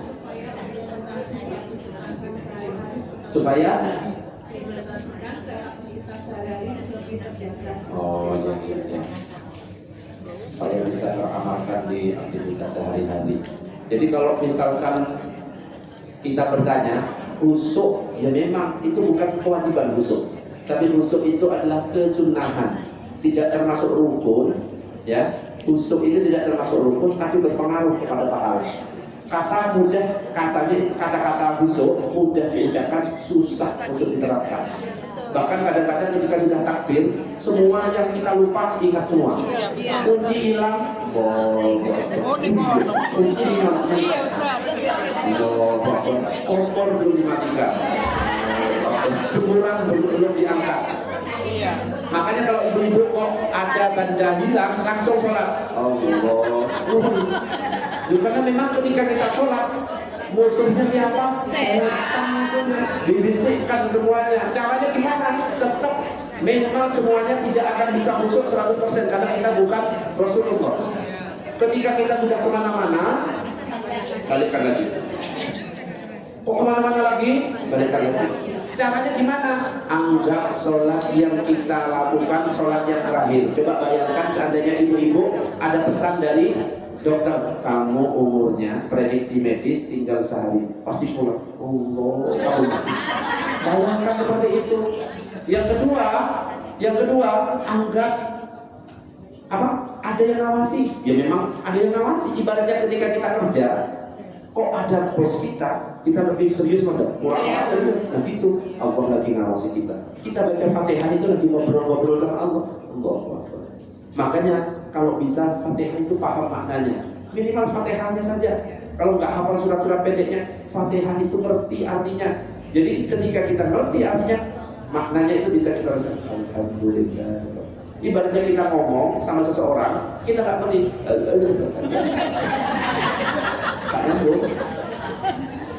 Insya Allah kalau sudah seperti itu dipraktekkan, kalau mau khusyuk itu bukan pas sholat saja. Dari awal berangkat dari rumah itu sudah kehusukan dihadirkan. Kalau ada orang ngajak ngomong di luar masalah sholat, itu hindari, mengganggu kehusukan. Berangkat sudah dalam keadaan khusyuk, jalan. Ada yang ngajak ngomong itu loh, ibu ini loh, apa biasanya itu suka bikin uang. Nanti habis sholat kita jangan ya. Insya Allah nanti kalau sudah dipraktikkan seperti itu, mulai dari berangkat ke masjid itu sudah diluruskan ke arah khusyuk, maka nanti saat di masjid khusyuknya sudah dapat. Insya Allah kalau sudah khusyuknya dapat, insya Allah teraplikasikan di luar sholat. Dengar orang ghibah, ya sudah, gak ikut-ikutan, gak punya penyakit hati dan lain sebagainya. Karena sekarang itu yang paling susah penyakit hati. Sampai ada sindiran dalam sebuah qasidah, di langit ada matahari. Salah, mesti sok tahu. Langit, di langit ada matahari, di bumi banyak orang iri. Teman sukses kepanasan, dicarilah keburukan buat jadi bahan gibah. Ono uangnya? Uangnya kok mana? Di luar. Oke, tak sindir kalau ada di luar.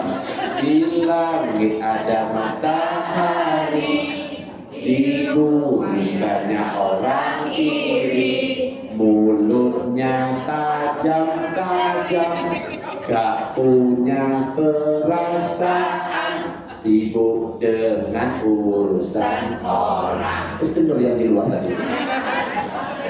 Oh, salah sih. Lanjut pertanyaan apa? Oh, ini pertanyaannya satunya lagi, keutamaan istighfar dan sholawat. Dua-duanya punya keutamaan, tak boleh dibandingkan. Kalau bisa minimal istighfar 100, minimal sholawat 100 dalam sehari. Itu oke? Oke, lanjut.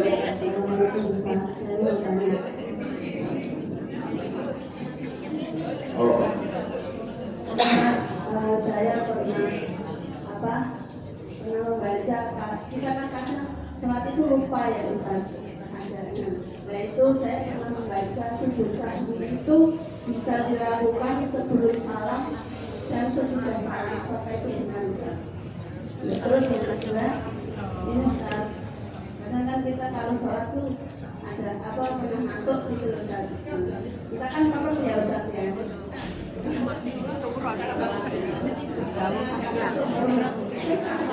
Iya. Sudah? Oke.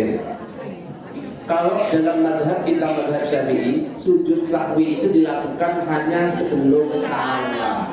Kalau dalam madhab Syafi'i nggak dibagi setelah salam, sebelum salam, itu justru membingungkan. Yang mana kita pakai madhab Syafi'i yang gampang, yang dilakukan sebelum salam. Ketika seseorang misalkan ragu rakaat ini 2 atau 3, pilih yang paling sedikit, baru nanti kita sujud sahwi sebelum salam. Lupa tasyahud awal, ya sudah kadung berdiri tegak, terus ditegur sama makmumnya, subhanallah, kalau imam sudah berdiri tegak gak boleh duduk. Kalau duduk batal sholatnya. Tapi kalau baru ancang-ancang mau berdiri, subhanallah, duduk. Contoh, biar penting ini. Kadang-kadang banyak yang salah. Misalkan harusnya sujud, harusnya duduk tasawuf awal, kamu sudah tegak, Allah lupa, Akbar. Kalau imam sudah tegak seperti ini, di subhanallah oleh makmum, subhanallah, gak boleh duduk. Kenapa? Tasyahud awal hukumnya sunnah, berdiri hukumnya wajib. Gak boleh mendahulukan yang sunnah daripada yang wajib. Cukup nanti sebelum salam ganti dengan sujud sahwi. Tapi kalau belum tegak, Allah subhanallah, duduk. Paham? Nah, apa tadi pertanyaannya? Jadi sujud sahwi seperti itu yang pertama. Yang kedua, pertanyaannya apa tadi yang kedua? Oh, ngantuk. Tidur yang membatalkan itu adalah tidur yang tidak sambil duduk. Kalau kita sambil duduk terus tidur, aman. Selama pantat tidak terangkat dari bumi, itu nggak batal. Makanya bapak-bapak yang sholat Jumat kemudian tidur itu nggak batal, kecuali pantatnya terangkat. Nah, ibu-ibu kalau tidurnya itu sampai nggak dengar apa-apa alias nyenyak saat berdiri, ternyata jamaahnya hilang semua. Batal kalau kayak gitu. Ya, tapi kalau masih mendengar sesuatu cuma karena ngantuk kecapean, itu masih sah. Tapi kalau nggak dengar apa-apa, itu batal. Kenapa? Dia tidur tidak dalam keadaan duduk. Oke, pertanyaan berikutnya. Waalaikumsalam. Ketika safar itu kalau kita naik kereta atau naik bis, salat subuh di jalan. Pernah saya dibilang kalau sholat kita di kendaraan itu hanya 5 waktu. Ketika turun tetap sholat, itu gimana Ustaz? Terus yang kedua, apakah lebih baik berjamaah atau kita berhenti di setiap masjid, karena orang sekarang kan banyak masjid yang kalau kita bawa kendaraan sendiri, karena ketika kita di jamaah itu memang katanya, tapi karena mengingat banyak masjid, kita berhenti di setiap masjid, kita masjid bisa, itu yang gimana? Ya. Ketika perjalanan ada keringanan namanya jamak qashar. Jamak itu artinya mengumpulkan dua sholat, zuhur asar jadikan satu. Kalau dilakukan di waktu zuhur namanya jamak takdim. Kalau zuhur asar dilakukan di waktu asar namanya jamak takdim. Kalau di qashar yang awalnya 4 menjadi 2, maghrib isya 3, 2. Jangan di separuh 1,5. Enggak. Jadi kalau misalkan perjalanannya kurang lebih 81 km, maka justru yang afdol adalah jamak qashar. Ustaz pasti banyak yang afdol jamak qashar. Gak usah merepotkan diri sendiri, berhenti di satu masjid saja, jamak qashar lanjut. Itu justru yang afdol. Ustaz kalau misalkan saya posisi di kereta, kan nggak bisa Ustaz untuk turun. Ingat, kalau dalam mazhab Syafi'i ada istilah sholat li hurmatil waqti. Saya tak batuk, tak minum ya.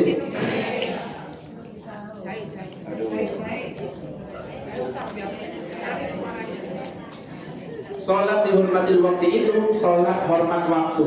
Kenapa sholat hormat waktu dilakukan? Itu karena tidak memenuhi syarat dan rukunnya. Orang yang naik kereta kira-kira terpenuhi semua rukunnya pada?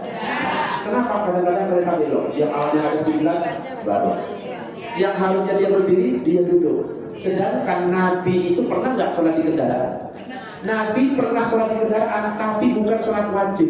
Itu hanya sholat sunnah. Dan hadisnya adalah ada dalam hadis riwayat Bukhari Muslim. Dikatakan ra'aitu Rasulullah sallallahu alaihi wasallam wa huwa 'ala ar-rahilah yusabbihu yumi'u bi ra'sihi ibla ayyi wajhin tawajjah wa lam yakun Rasulullah sallallahu alaihi wasallam yasna'u dzalika fi sholatil maktubah. Aku melihat Rasulullah di atas hewan tunggangannya melakukan sholat sunnah dengan memberi isyarat dengan kepala beliau ke arah mana saja. Tapi beliau Rasulullah gak pernah melakukan hal itu saat sholat wajib. Beliau mesti turun menghadap kiblat baru takbir. Makanya ketika naik kereta kan gak bisa turun. Masa mau turun? Bisa. Maka kita sholat hormat waktu, ngadep kemana saja. Tapi nanti ketika nyampe di tempat, ketika kita bisa memenuhi syarat dan rukunnya, wudhu sempurna, saya qadha sholat subuh. Gitu ya. Iya, itu namanya sholat i'adah. Loh Ustaz, kalau sama-sama ngulang, ngapain sholat? Gak usah. Yang waktu sholat hormat waktu itu absen. Ya Allah, meskipun kondisi saya gak bisa memenuhi syarat rukun, saya absen dulu, DP. Kalau gak DP, dosa. Itu kalau keadaan tidak bisa menjamak qashar. Mungkin gara-gara jaraknya nggak nyampe 81, atau mungkin karena nggak bisa turun karena kendaraan yang pesawat atau kereta. Gitu, oke? Ada lagi pertanyaan monggo. Ke atas sama Ustaz. Ustaz hormatnya juga sama. Sama, oke. Jumlahnya sama. Kurang dekat Bu. Pertanyaan pertama.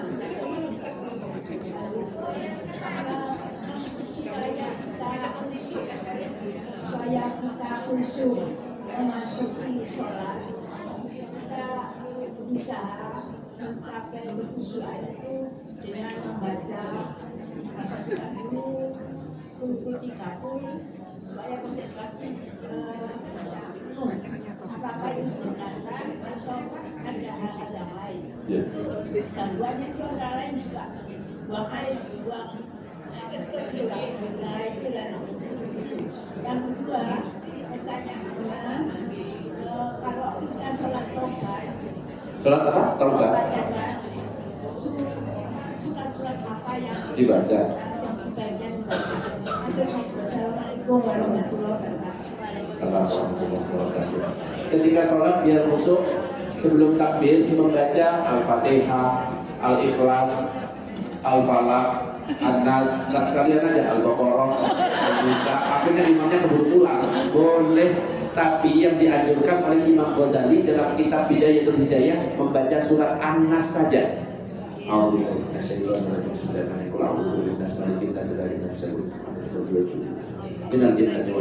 Baru usolli fardhat tuhri. Jadi cukup An-Nas, jangan banyak-banyak supaya nggak ketinggalan sholat berjamaah dan malah fadilah berjamaahnya berkurang. Oke, satu. Yang kedua, sholat sunnah taubat. Surat apa saja yang dibaca sebenarnya Kalau ada misalkan di artikel-artikel baca Al-Kafirun 11, Al-Ikhlas 11, itu nggak wajib. Justru kelamaan kayak gitu. Baca surat itu hukumnya sunnah, dan seandainya ada orang nggak baca surat pun sah. Maka bacaan yang benar apa? Bebas yang hafal. Ustaz, Al-Ikhlas rakaat 1, sip, boleh. Ustaz, rakaat 2, Al-Ikhlas lagi, boleh. Cuma malaikat, ya Al-Ikhlas mana? Sholat lagi, Al-Ikhlas. Malaikat ternyata duluan, maksudnya apa? Bahkan baca ayatnya cuma satu huruf. Allahu Akbar. Wa yusmatu alaihim waladhdallin. Amin. Bismillahirrahmanirrahim. Nun. Sah. Karena hukumnya sunnah. Justru malah ketika tarawih mungkin paling ramai. Wah, ini dipakai huruf-huruf yang sulit. Saya pernah imami sholat, dan ini kejadian nyata. Kalau saya sholat itu menyesuaikan masjid yang undang. Minta 20 siap, minta 8 siap. Kalau 8 agak pelan, kalau 20 saya cepatkan. Bismillahirrahmanirrahim. Alhamdulillahi rabbil alamin. Arrahmanir rahim. Maliki yaumiddin. Iyyaka na'budu wa iyyaka nasta'in. Ihdinas siratal mustaqim. Terus cepat kayak gini. Ketika selesai salat sholat, Assalamualaikum warahmatullahi wabarakatuh. Assalamualaikum warahmatullahi wabarakatuh. Tepat di belakang saya ada kakek-kakek nyolek. Ustaz, gimana? Wes gerdek, waduh kecepatan ini. Kakek-kakek soalnya ternyata ada apa bang? Kurang ganteng. Padahal kakek-kakek, terus gerdek. Akhirnya apa? Di rakaat berikutnya para jamaah karena ada request dari kakek dari mbah ini. Ayo kita sholat siapkan SIM, SNK, helm. Tidak di depan selanjutnya. Banyak pertanyaan gitu. Ayo pertanyaan berikutnya. Assalamualaikum. Mana orangnya paling besar? Boleh Pak menanyakan, tapi yang katanya Ustaz itu kan sholat wajib itu harus baca Al-Fatihah. Misalkan kita jamaah belum sempat baca Al-Fatihah karena kita telat gitu. Kita sudah berbuka. Sholat itu sah tadi. Terus yang kedua, mungkin kita kan ada jarang yang menutupi dadu. Apakah itu misalkan dadu kelihatan apakah sah? Itu aja. Assalamualaikum warahmatullahi wabarakatuh. Tentang orang yang datang terlambat. Jadi makmum itu ada dua. Ada makmum muwafiq, ada makmum masbuk. Makmum muwafiq dia itu memiliki kesempatan untuk membaca surat Al-Fatihah. Maka kalau misalkan ada orang ikut dari takbiratul ihram pertama, dia ikut wajib membaca Fatihah. Kalau dalam mazhab Syafi'i, biar ibu-ibu nggak bingung dengar sana dengar sini, tak kasih tahu. Sebenarnya makmum itu wajib baca Fatihah apa enggak? Kalau mazhab Syafi'i, imam wajib baca Fatihah, makmum wajib baca Fatihah. Makanya imam yang bijak habis amin, amin itu nggak langsung baca surat pendek, berhenti sejenak, ngasih waktu jamaah, ngasih kesempatan jamaah untuk baca. Kenapa? Imam wajib, makmum wajib. Itu kalau makmum wajib. Kalau kita termasuk makmum masbuk, baru datang itu sudah baca Al-Ikhlas mau ruku. Gak perlu baca Fatihah, kita takbir, ikuti rukuk. Selama mendapat rukuknya imam itu sudah dihitung 1 rakaat. Fatihahnya ditanggung oleh imam. Pertanyaan yang kedua tadi apa? Mukena tidak menutup seperti ini. Apakah sah? Tidak sah. Kenapa? Auratnya terbuka. Ingat, aurat kalau dibuka tidak sah. Makanya ibu-ibu kalau mungkin dulu terbuka, mulai besok ditutupi. Jadi auratnya yang dibuka bukan aurat, yang dibuka itu untuk ibu-ibu saat sholat cuma wajah dan telapak tangan bolak-balik. Kalau suara termasuk aurat atau tidak? Halo, suara termasuk aurat atau? Aurat. Nah itu berarti aurat semuanya ngomong. Suara sautul mar'ati laisa bi auratin. Suara wanita bukan aurat. Kalau seandainya aurat, Sayyidah Fatimah Aisyah gak mungkin menyampaikan hadis kepada sahabat. Aurat itu kalau misalkan dilekuk-lekuk, orang dilenggak-lenggokkan, nyanyi di depan laki-laki sambil goyang menimbulkan syahwat, itu baru haram. Bukan karena aurat, karena menimbulkan fitnahnya itu. Oke, ada pertanyaan yang lain. Oke, silakan berdiri. Yang mana ini kok dua yang berdiri? Assalamualaikum warahmatullahi wabarakatuh.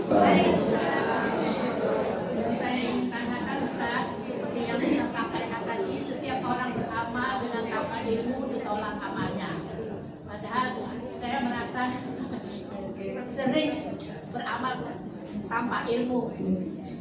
Contohnya seperti yang Ustaz katakan tadi, kadang-kadang kan kita kalau buka haftan mesti membaca selain Assalamualaikum juga membaca Rabbi Shrah li Sadri, itu kan termasuk amal kita juga sendiri. Nah, padahal saya belum paham kalau orang banyak itu kan berarti jamak ya Ustaz. Sedangkan saya biasanya ya Rabbi Shrah li Sadri wa yassir li amri Waktu pembukaan itu kan. Berarti itu kan keliru tadi, karena kan jamak orang banyak yang saya sampaikan mengucapkannya tadi. Jadi sekarang saya merasa kayaknya salah selama ini saja. Ini kan ilmu tanpa ilmu.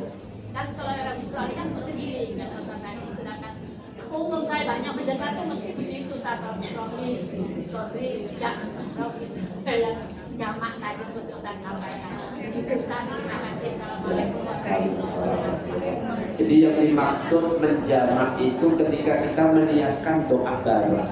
Kalau pembukaan itu doa untuk dirinya sendiri supaya diberikan kelancaran saat ngomong. Jadi nggak masalah Bu. Alhamdulillah, Allahumma sholli ala sayyidina Muhammad Rabbi shrah li. Dia doa untuk dirinya sendiri, bukan untuk diaminkan, supaya ketika ngomong lancar. Jadi yang Rabbi shrah lana itu ketika ayat membawa doa Rabbi shrah lana. Jadi betul tadi itu untuk diri sendiri. Jadi boleh, tidak masalah. Oke, lanjut, ada pertanyaan? Waalaikumsalam. Salam warahmatullahi wabarakatuh. Saya bertanya, setelah sholat malam tapi terlambat ya, kalau itu dapat satu atau dua rakaat itu adzan. Itu harus dihentikan atau diperpanjang. Yang kedua, untuk bacaan sholat wajib, surat Al-Quran itu ada urusannya nggak? Apa namanya? Kelasnya yang terakhir ya, harus ada sebelumnya atau dikasih Ya. anak sekolah.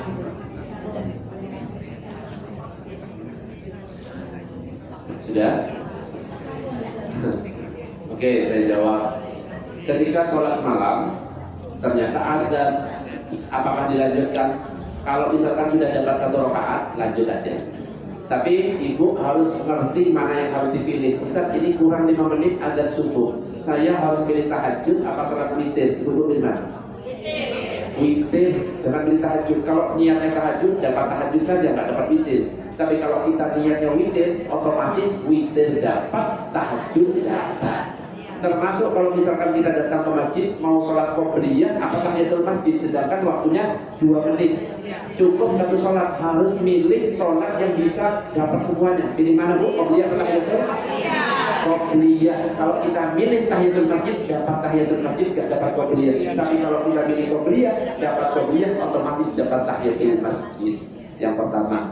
Yang kedua tadi urutan. Memang ada anjuran dalam kitab At-Tibyan fi Adabi Hamalatil Quran yang ditulis oleh Imam Nawawi, kalau bisa rakaat pertama misalkan At-Takasur, rakaat kedua urutan di bawahnya, jangan ke atas. Rakaat pertama At-Takasur, rakaat kedua Al-Qari'ah, itu kan di atasnya. Kalau ditanya sahnya sah, cuma ya kita meninggalkan keutamaan. Kalau bisa yang ini At-Takasur, pilih yang bawahnya. Boleh Al-Asr, pokoknya yang di bawahnya. An-Nas, kan posisi di bawah semuanya kan. Jadi jangan sampai At-Takasur, An-Naba. Nah, kembali. Jadi kalau An-Naba, boleh di bawahnya Al-Ikhlas, An-Nas, atau di bawahnya lagi. Habisnya An-Naba, An-Nazi'at, boleh. Itu adalah anjuran. Oke, ada lagi pertanyaan? Masih ada? Oh, banyak ternyata. Ini beneran sampai jam 11 malam.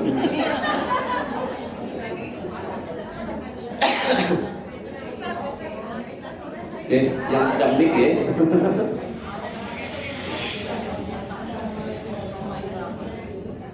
Salam. Untuk sholat sunat wudhu dan untuk masjid itu yang didahulukan mana? Oke. Antara sholat sunnah wudhu dengan qobliyah tetap yang didahulukan adalah qobliyah. Kenapa? Kalau kita niat qobliyah, innamal a'malu binniyat wa innamal likulli imrin ma nawa. Kita akan dapat sesuai dengan niat kita. Niat qobliyah dapat qobliyah. Karena qobliyah yang dilakukan setelah kita wudu itu dapat sholat sunah wudu juga. Jadi qobliyah. Tapi kalau misalkan waktunya longgar, 15 menit menuju iqamah, lakukan semuanya. Tahiyatul masjid, sholat sunah wudu, qobliyah, mau sholat yang lainnya, sholat hajat, silahkan, boleh kamu. Itu mungkin. Lagi pertanyaan, monggo. Assalamualaikum warahmatullahi wabarakatuh. Prosesnya membaca salawat hibah itu dilakukan dan diramakan dan ada musiknya itu gimana hukumnya, Pak? Ya. Ya, terima kasih. Membaca sholawat hibah, membaca sholawat al-barzanji, simtud durar, atiyahul lami, banyak ya kan? Dilakukan boleh pada Qola'an badaru alaina insani ya hakil wada wajaba sukuhu alaina mada'a lillahi. Rasulullah ketika hijrah ke Madinah itu disambut oleh orang-orang Madinah sambil pegang tombak. Apakah boleh Ustaz? Boleh. Yang penting jangan joget-jogetan. Yang penting jangan bercampur antara laki-laki perempuan. Kalau memang perempuan yang melakukan, jangan di depannya laki-laki. Tapi kalau laki-laki lebih aman. Kalau memang mau baca di sini boleh, tetapi usahakan di depannya wanita. Supaya apa? Menghindari timbulnya fitnah. Boleh. Makanya Bu Afif kemarin Ustaz kalau pakai bajari rebana boleh kan? Boleh Bu. Nanti tak ikut sholawatan. Tak gitu kan? Cuma karena nggak ada, ya sudah saya nggak jadi sholawatan. Ada Pak Ustadz. Tuh ada. Waktunya mepet. Oh mepet. Harusnya tak ajak sholawatan yang lebih meriah malah. Kata biasanya saya kan punya majelis sholawat namanya Majelis Al-Anwar. Kalau saya mengadakan event yang hadir itu ribuan. Jadi banyak, terus pakai HP malah. HP-nya dilempar ke saya semua, tangkepin. Enak ya. Waktunya mepet. Iya, karena waktunya mepet. Oke, lanjut. Satu kali lagi ya, Bu. Terus ya. Yang tadi satu kali. Assalamualaikum.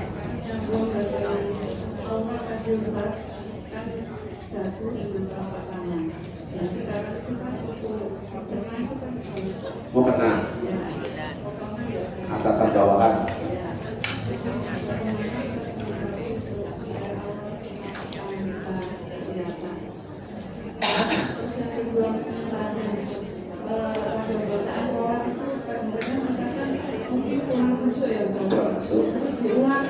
Diulangi. Apakah boleh? Oke. Tentang masalah aurat untuk ibu-ibu yang pakai atasan dan bawahan. Yang aman itu biasanya yang terusan itu aman. Yang atasan dan bawahan bukan nggak boleh, tapi hati-hati ketika angkat tangannya. Ininya kelihatan sholat batal. Maka arahkan ke dalam seperti itu. Juga untuk ibu-ibu yang pakai atasan bawahan, jangan bersujud dengan benda yang ikut bergerak dengan badan. Gak boleh dijadikan sajadah, karena lantainya kotor, disejadahkan, disujudkan, dijadikan tempat sujud batal. Termasuk surban. Kalau saya sholatnya seperti ini, terus sujudnya ke surban, batal. Gak boleh bersujud dengan benda yang ikut bergerak dengan badan. Kecuali surban itu saya jadikan sajadah, aman. Satu. Oke. Yang kedua, kenapa tadi yang kedua? Oh, baca Fatihah lupa atau kurang khusyuk. Saya sudah baca Fatihah enggak ya? Boleh nggak diulangi? Boleh. Kurang khusyuk kayaknya ada yang salah diulangi, boleh nggak? Boleh, nggak masalah. Oke. Nah, apa potongan itu mesti kan kalau white itu sujud ini nanya ke sini. Karena dia nanti nggak terangkat aja pas waktu ini. Ya kalau di sini nggak. Ya. Ada lagi pertanyaan monggo. Sudah cukup ya jam 9. Oke. Cuma yang mulut saya ternyata kerinci. Pakai pertanyaannya 1,5 jam. Oke, mudah-mudahan sedikit yang saya sampaikan bermanfaat. Kita tutup dengan doa.